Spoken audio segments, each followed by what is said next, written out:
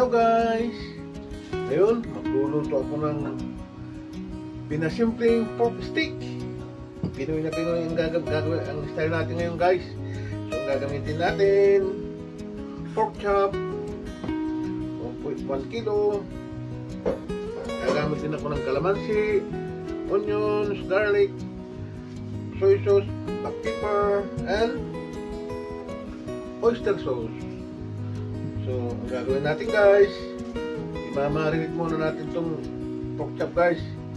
Yan. Lagyan natin ng soy sauce.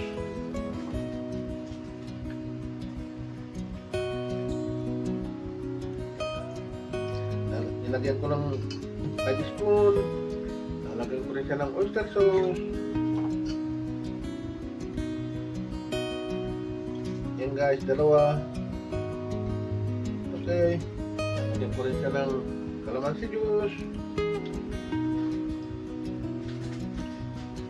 Yan guys, tatlo. Lagay ko na lahat guys, yan. Then, lalagyan ko rin ito. Sarapin natin guys, yan. Lalagyan din natin ng black pepper.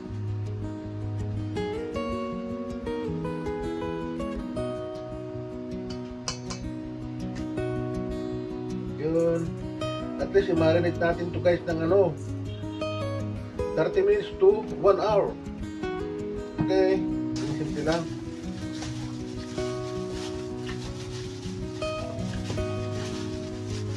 Okay. Set aside muna natin. Blanch muna natin itong sibuyas. Yan. Kunting oil. Yan natin ng kunting seasoning. Yan.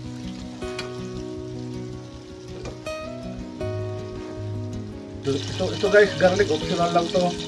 Kaya lang mas maganda yung may garlic sa pang garnish.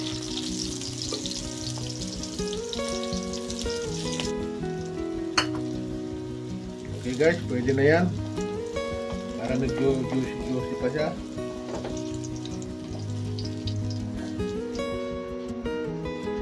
Ito na yung nakamarinate ng 1 hour guys.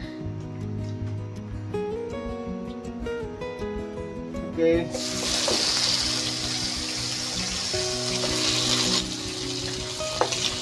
Okay. Tignan na natin itong garlic guys.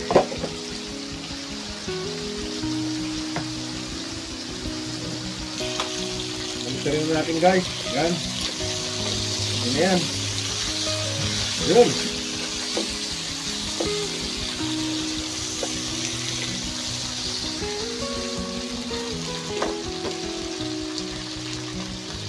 Guys, tingnan lang guys. So, gawin natin. Tingnan na rin natin ito isa guys dito. Yan. Para magkasya. Okay.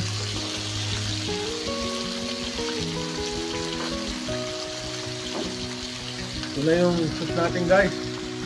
So, ilagay na natin. Palambutin natin ng kunti. Yan.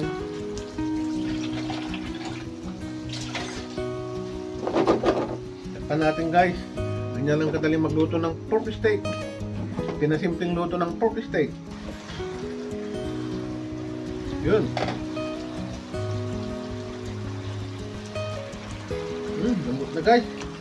So, lagyan natin. Lagyan na natin itong garnish guys. Yan. Tama-tama yung sauce guys. Okay. Lagyan natin ng bawang. Yung natin bawang.